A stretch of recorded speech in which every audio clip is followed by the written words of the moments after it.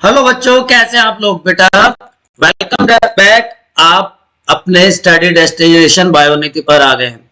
तो आज का टॉपिक है बच्चों रिफ्लेक्स एक्शन। और बेटा इस टॉपिक को हम दो पार्ट में डिस्कस करेंगे फॉर योर बेटर अंडरस्टैंडिंग।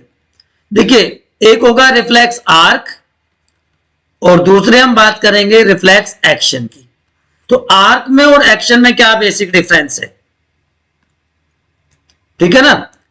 जो पाथवे है बच्चों पूरे का पूरा, वो तो क्या कहलाता है, रिफ्लेक्स आर्क।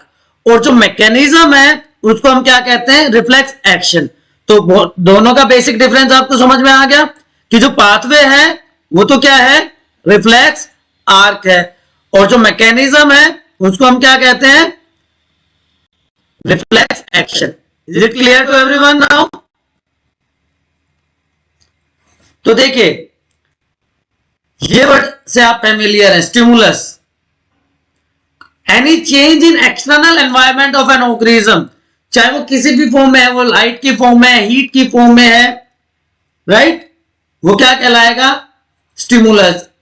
अब हमने किसी गर्म चीज पे, गर्म कैंडल पे अपना हाथ रख दिया, गर्म पैन पे, गर्म कैंडल पे हाथ रख दिया तो पेन फील होता है, ठीक। अब हमारे बॉडी में, हमारे स्किन पे क्या है, रिसेप्टर्स प्रेजेंट है, ठीक है। वो रिसेप्टर क्या करेंगे, उस पेन की फीलिंग को, उस स्टिमुलस के जो चेंजेस हैं उसको लेके जाएंगे कहां पे,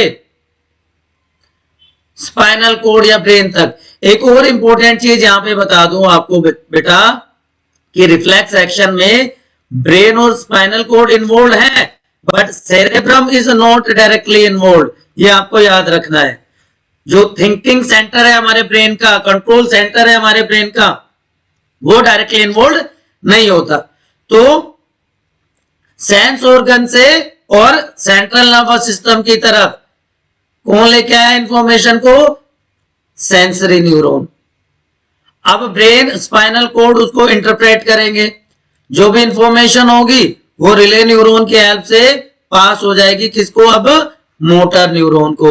अब मोटर न्यूरॉन इंफॉर्मेशन को लेके इफेक्टर ऑर्गन तक आएगा।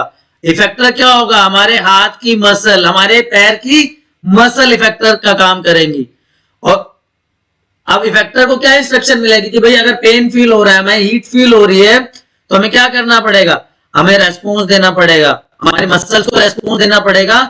मसल कॉन्ट्रैक्ट करके हम अपना हाथ, अपना पैर वहां से हटा लेंगे। तो ये क्या हो गया, जब तक हमने हाथ रेस्पॉन्स नहीं दिया, जब तक हाथ नहीं हटाया, तब तक वो आर्क है। और जब हमने हाथ हटा लिया, एक्शन हो गया, तो रिफ्लेक्स एक्शन हो गया, मैकेनिज्म कंप्लीट हो गया। Is it clear to everyone. देखिए एनसीईआरटी का जो डायग्राम है वो आपको दिखा देता हूं। रिसेप्टर प्रेजेंट है स्किन में, ठीक है। हमने गर्म पैन को टच किया तो सेंसरी न्यूरॉन इंफॉर्मेशन लेके कहां चले गए, स्पाइनल कोड के पास। स्पाइनल कोड ने इंस्ट्रक्शन मांगी ब्रेन से, ब्रेन ने जो रेस्पॉन्स दिया वो रिले न्यूरॉन की हेल्प से बच्चों मोटर न्यूरॉन कहां पे लेके आ गए, इफेक्टर ऑर्गन तक।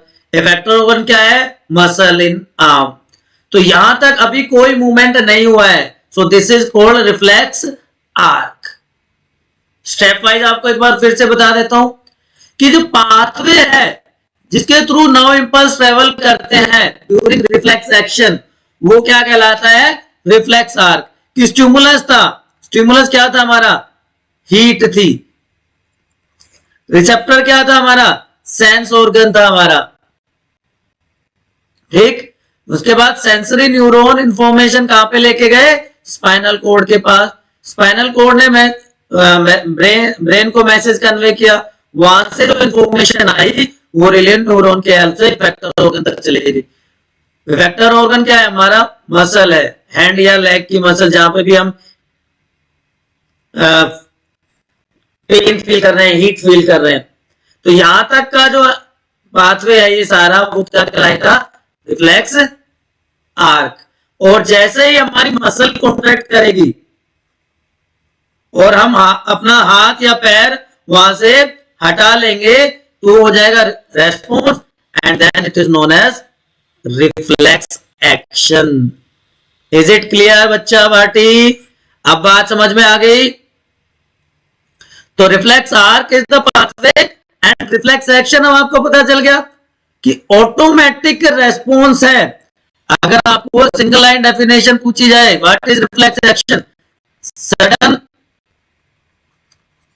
वॉलेंट्री, वॉलेंट्री है कि involuntary, involuntary response to an external stimulus is known as reflex action. तो यहां तक का हमने पढ़ लिया था कि स्टिमुलस आया, हमारी बॉडी के जो रिसेप्टर ऑर्गन्स हैं, सेंस ऑर्गन्स का, सेंस ऑर्गन रिसेप्टर का काम करेंगे। सेंसरी न्यूरॉन वो इंफॉर्मेशन लेके सेंट्रल नर्वस सिस्टम के पार्ट स्पाइनल कोड तक जाएगी। स्पाइनल कोड ब्रेन को मैसेज कन्वे करेंगे और वो रिले न्यूरॉन के हेल्प से मोटर न्यूरॉन कैरी करेंगे इफेक्टर ऑर्गन तक, मसल तक, और जब रेस्पॉन्स हो जाएगा तो हो जाएगा रिफ्लेक्स एक्शन। मैं 4 से 5 बार बता चुका हूं। ठीक है बच्चों, आई थिंक रिफ्लेक्स आर्क और रिफ्लेक्स एक्शन का डिफरेंस आपको क्रिस्टल क्लियर हो गया होगा। बहुत इंपॉर्टेंट टॉपिक है, ठीक है ना। ये देखिए, स्टिमुलस, स्किन में रिसेप्टर्स, सेंस ऑर्गन, एसोसिएशन जिसको हम रिले न्यूरॉन भी कहते हैं, मोटर न्यूरॉन के हेल्प से, और पुलिक बैक ऑफ हैंड मसल का कॉन्ट्रैक्शन हो गया। तो this is mechanism of reflex action, कि जैसे ही मूवमेंट हो गया हमारा आर्क कंप्लीट हो गया, एक्शन हो गया। अगर मैकेनिज्म की बात करते हैं तो देखिए, जैसे ही मान लीजिए कोई पिन प्रिक करती है हमारी बॉडी के मसल्स को हाथ या पैर में, तो स्टिमुलस रिसीव हो गया हमारे बॉडी में, और वो डेंड्राइट्स के थ्रू होता हुआ सेंसरी न्यूरॉन्स से कहाँ पहुंच जाएगा, हमारे स्पाइनल कॉर्ड में। स्पाइनल कॉर्ड क्या करता है, स्पाइनल कॉर्ड उस इंपल्स को बच्चों मॉडिफाई करेगा, वो इंस्ट्रक्शन लेगा ब्रेन से कि व्हाट टू डू। जिस तरह से आपके स्कूल में होता है ना, कई बार क्रिटिकल इश्यू हो जाए तो टीचर प्रिंसिपल से कंसल्ट करते हैं, उसके बाद प्रिंसिपल एप्रोप्रिएट एक्शन के लिए बोलते हैं, और वो फिर जो एक्शन होता है वो टीचर कन्वे कर देता है पेरेंट को या स्टूडेंट को। तो यहां पर भी उसी तरह का एक्शन होता है कि यहां पे जो ब्रेन की जो इंफॉर्मेशन थी, जो इंस्ट्रक्शन थी, वो रिले न्यूरॉन के हेल्प से मोटर न्यूरॉन्स कैरी करते हैं हमारे बॉडी के इफेक्टर ऑर्गन्स तक, ठीक है ना। तो motor nerve fibres effector organ तक जाएंगे। इफेक्टर ऑर्गन क्या है, यहां पे मसल्स हैं, और जैसे ही मसल का मूवमेंट होगा हमारा एक्शन कंप्लीट हो जाता है। अब what is the difference between reflex action and walking. Reflex action बेटा इनवॉलेंट्री रेस्पॉन्स है, आपको पता है। रिफ्लेक्स एक्शन इनवॉलेंट्री है, जबकि वॉकिंग एक वॉलेंट्री का फंक्शन है, हमारे विल पावर के कंट्रोल में है।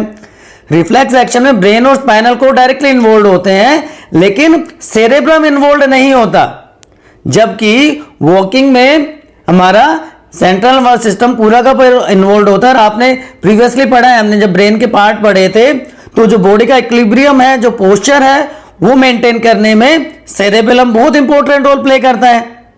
यस और no? So these are the basic differences between reflex action and walking. अब spinal cord again important part है हमारे सेंट्रल नर्वस सिस्टम का। ये भी 5 रीजन में डिवाइडेड होता है।